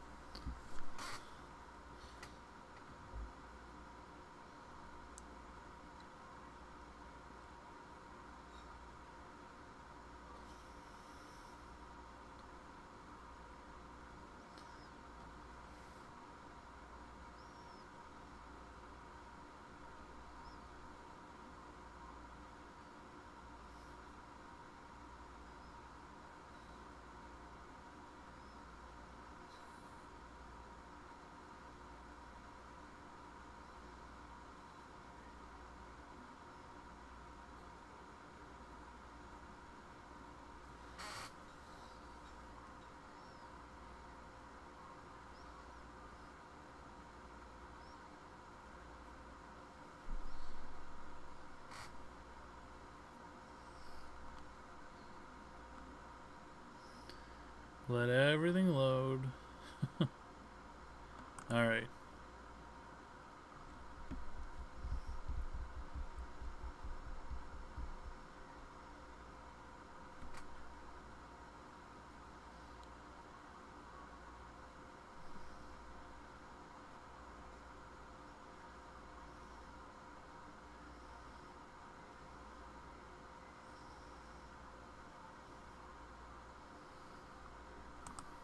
Oops. There we go.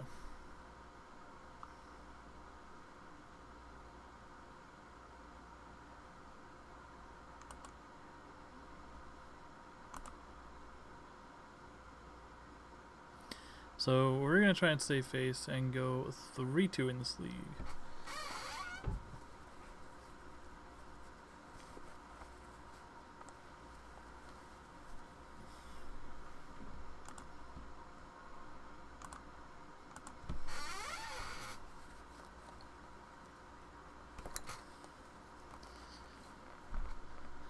Please. There we go.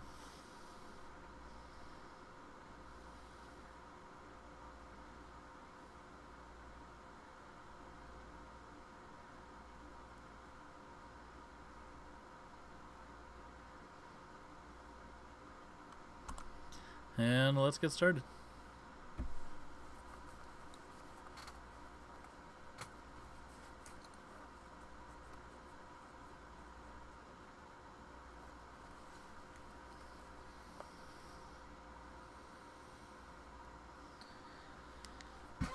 We win the die roll. We're gonna go first. And pray that our opponent doesn't animate everything on turn 2. This hand... Again, like, we got decent cards, but none of these are good enough to keep. Just... That's already a mulligan already. We want to be drawing one of our lands eventually. That's better. This is keepable at least.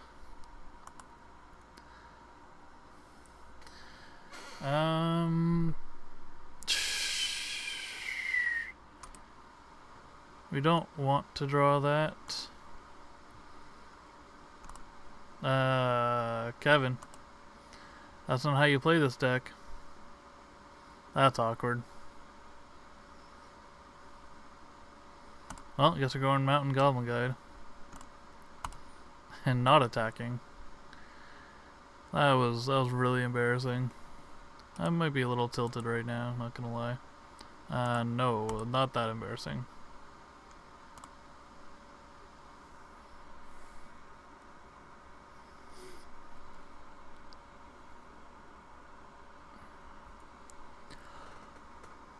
Oh, looks like our opponent is also on the burn plan. Burn mirrors. Sweet. Oh, nice. Searing Blaze is fantastic in this matchup. Unfortunately, we're going to have shock for it. But fortunately, we're going to kill their creature and get in.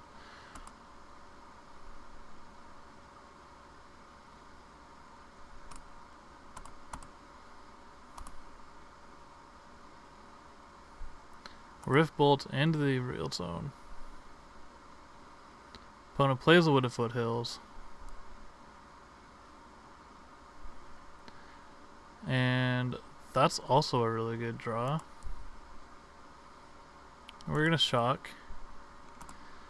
We're gonna go Swift Spear.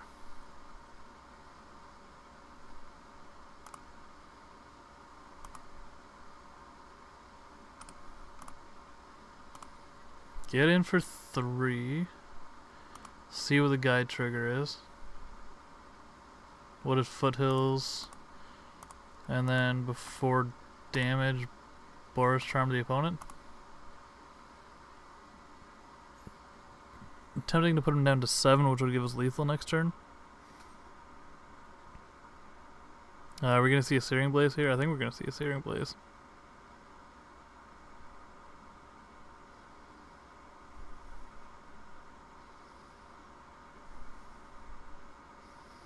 Searing Blaze is fine. We're still getting in for 6.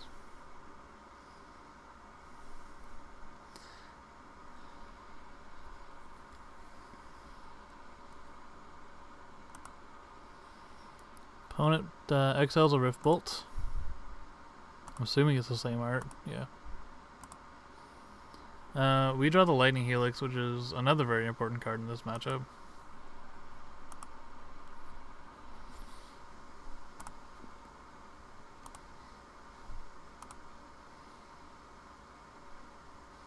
Searing Blaze is on top of our opponent's deck.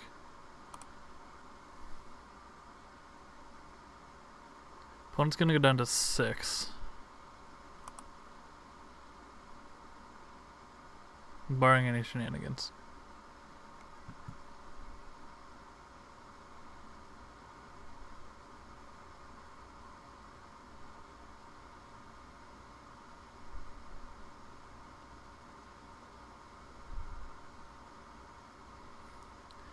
Yep. Let's see what our opponent decides to do.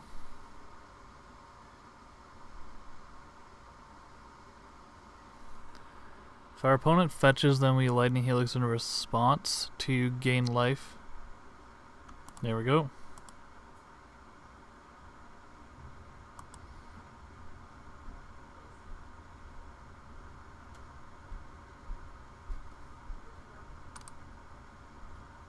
Yeah. We're gonna gain the life here. It's not often burn kills with our opponent at 13, but it can be done. If we'd drawn a bolt this turn, we actually would have won this game right here. But alas, we did not. Do we have a Lightning Helix coming our way?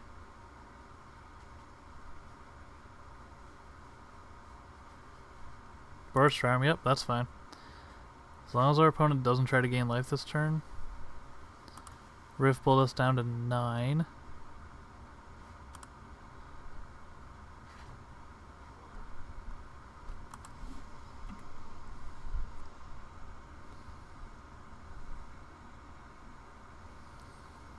So if they go Swift Spear, Bolt, Bolt, then we're dead.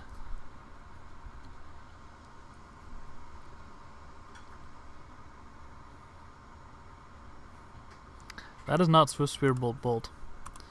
Instead, we're gonna go Goblin Guide.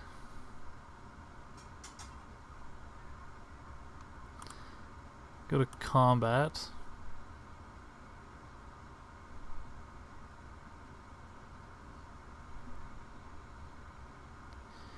And we're gonna get in with both.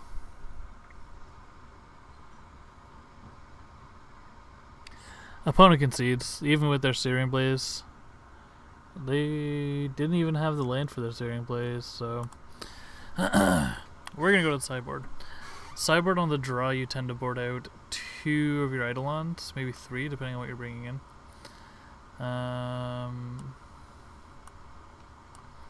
We're gonna bring in 2 Core Firewalkers. And there's something else I think we're supposed to board out too. I can't remember what it is.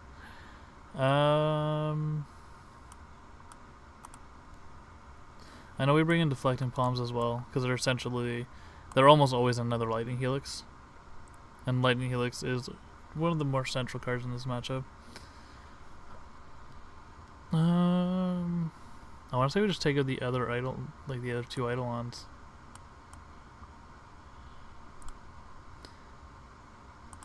And then on the play we want a couple Eidolons in.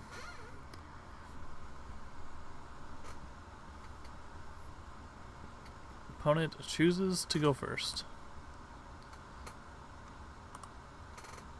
Oh, this hand is freaking amazing. Mostly because we have lands that don't hurt us. We don't have a turn 1, which is going to hurt us a little bit, but having the 2 Inspiring Vantage is fantastic for this.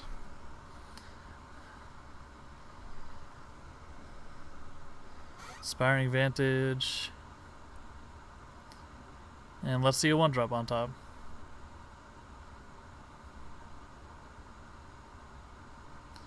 It was a Boros Charm, which is not a 1-drop. We're going to do that. And based on what we see off Goblin Guide, we are going to fetch, or we are not going to fetch before our draw step.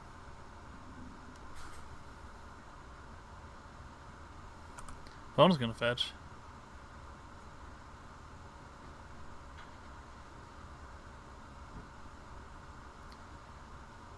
The other good thing is that is not Core Firewalker mana.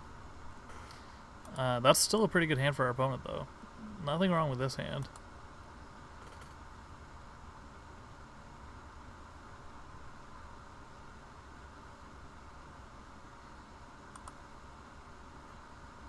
What do we see with Goblin Guide? Rift Bolt. We don't want a Rift Bolt. We would have wanted it as a draw on the first turn. Would have given it something to do. But this time we're just going to grab a Sacred Foundry tapped.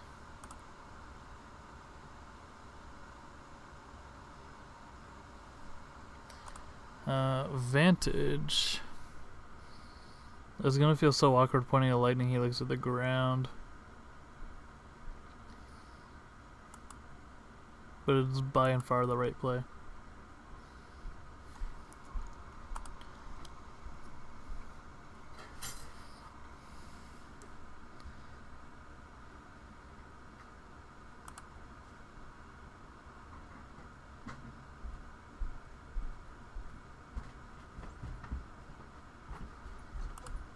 Goblin Guy is going to reveal advantage. I take to hand. Oh, that means one comes in tapped. That's really awkward. Lightning Helix target.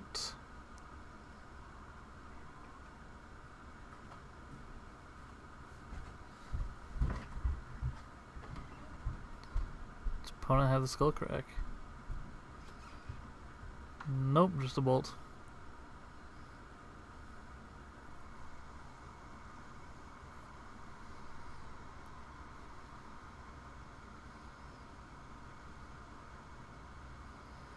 And what is our draw?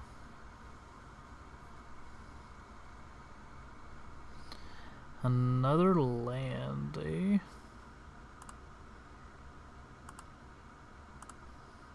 Spike the opponent. Play the Inspiring Vantage. And then we're going to have to Lightning Helix one of their creatures again. Not optimal, but it's gonna be what we have to do to win this game. Lava Spike is fine.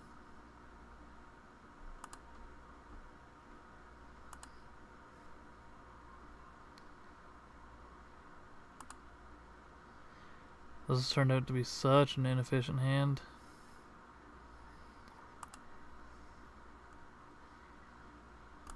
Opponent's not doing anything, so I'm going to think that they're just gonna let this resolve. Sweet. We go to 7. We get a Swift Spear of our own, which is very, very important.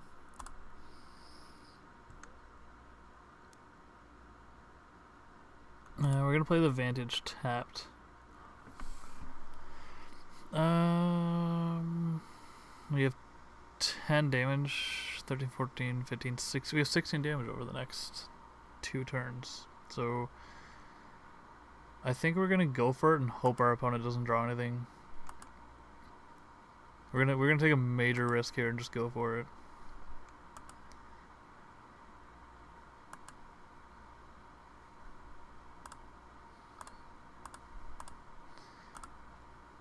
Forward to target player.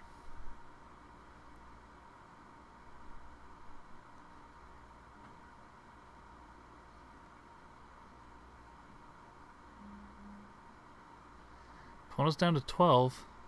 Now they're down to 10. We have 7, 8, and then the 2 Prowess Triggers makes 10 for next turn if our opponent doesn't draw a lethal spell.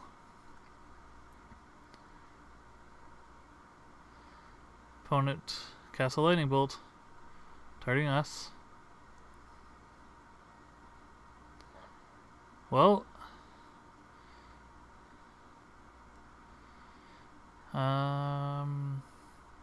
I don't think it makes a difference, but we are going to fetch down to 1 and play the Goblin Guide.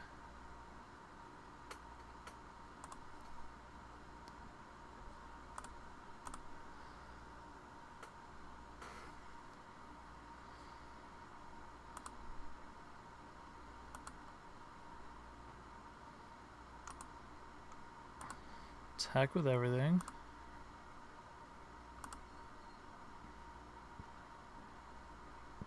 deflecting palm on top of our opponent's library.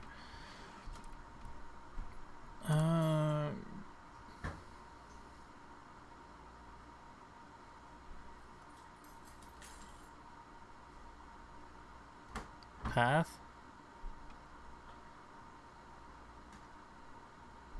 Path target Goblin Guide. Okay. So we're still gonna win.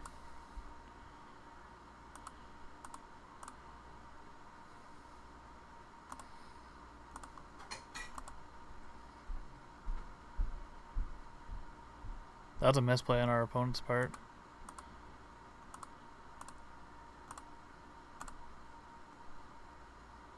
And then just let the stack resolve.